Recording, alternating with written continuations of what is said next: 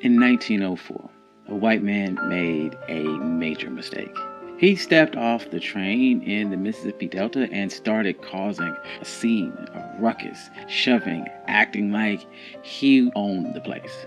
In any other town in the South, if a black man touched him, it was a death sentence. The rules were very simple. White man could do no wrong, and a black man had no power. But this wasn't any other town. It was Mound Bayou.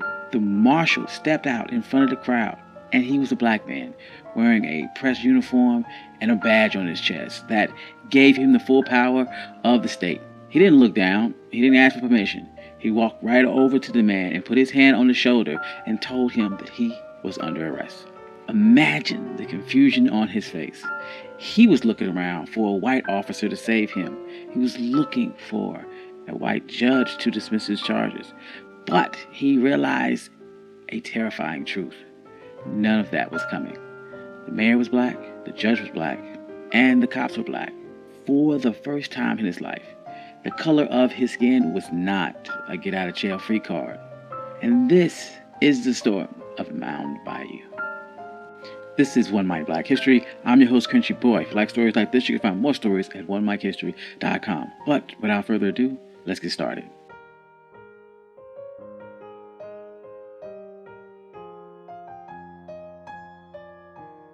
This wasn't a fantasy. It wasn't a movie.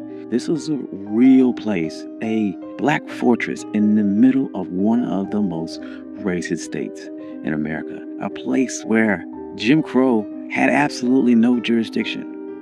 People love to talk about towns that were burned, and you know some of the names: Tulsa, Rosewood, Wilmington, North Carolina. We share the pictures of the smoke and the ruins because it fits the story that we've been taught that everything we've ever built, they destroyed it. But that doesn't tell the complete story. There was a town that they couldn't burn. A town that stood for nearly a century as a living, breathing proof that black people did not need immigration to survive. All they needed was infrastructure. This is the story of Mound Bayou, Mississippi. And if you ever wondered what it looked like when a community stops asking for permission, this is your blueprint. So, to understand how a place like this could even exist, you have to go back to a bit of a paradox. You have to go back to a plantation called Davis Bend. Decades before the Civil War, there was a plantation owned by Joseph Davis, the older brother of Jefferson Davis, the president of the Confederacy. But Joseph Davis was different. He was a utopian socialist. He believed that if you gave enslaved people enough autonomy, they could produce more. So he set up a system that looked less like a labor camp and more like a twisted experiment on self-governance. Enslaved people had their own court system with their own judges and juries to settle disputes. They were trained to be managers. They learned how to keep complex ledgers, how to negotiate contracts with steamboat captains, and how to run a massive agricultural enterprise. Growing up in this system was a young man by the name of Isaiah T. Montgomery. He was more than just a laborer. He was a secretary. He was in the room where deals were being made. He saw the paperwork, and he learned the hidden language of capitalism. When the Civil War ended, Isaiah looked around at the chaos of Reconstruction and saw the violence rising. He saw the Ku Klux Klan forming, and he realized something profound. Integration was a trap.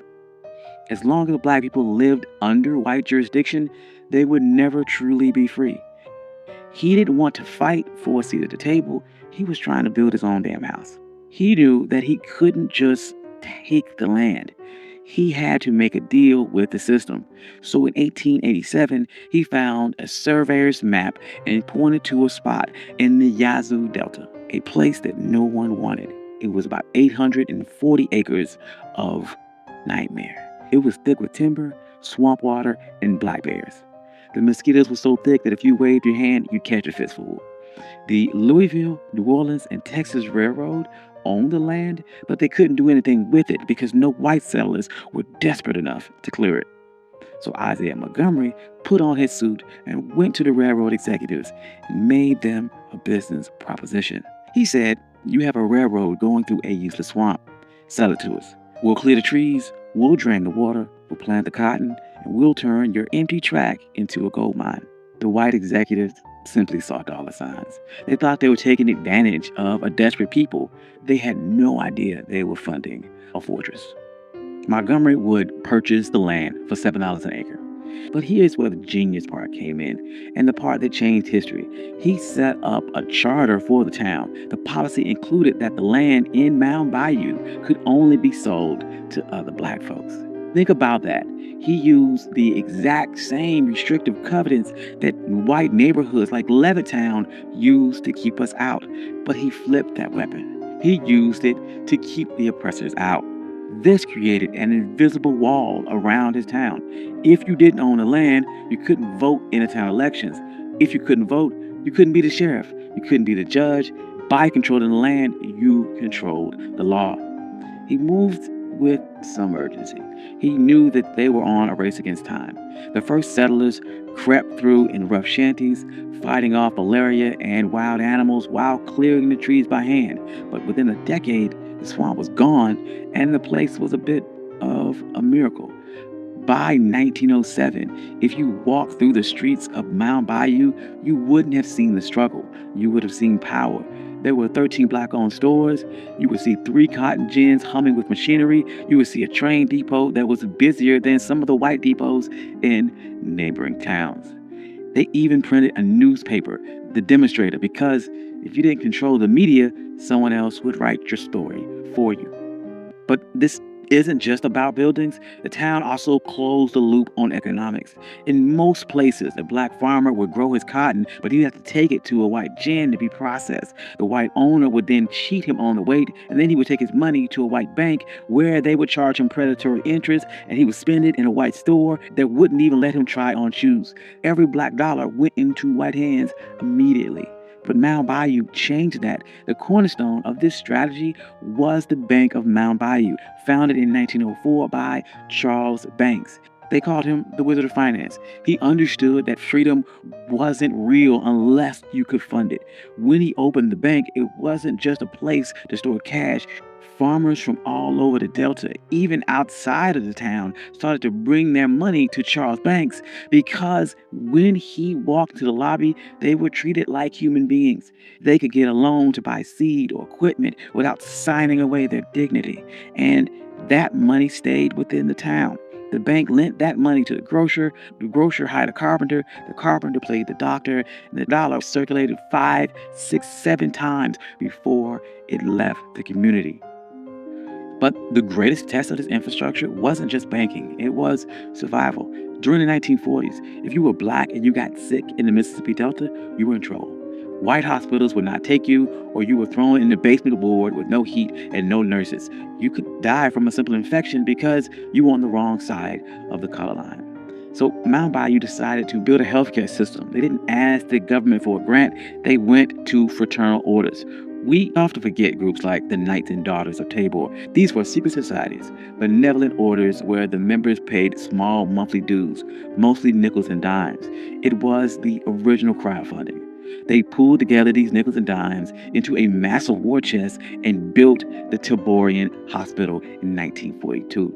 This place was state-of-the-art for the time. It had x-ray machines, incubators for premature babies, sterile operating theaters that rivaled anything in Memphis or Chicago. They hired black surgeons and paid them top dollar, and they had black nurses in crisp white uniforms.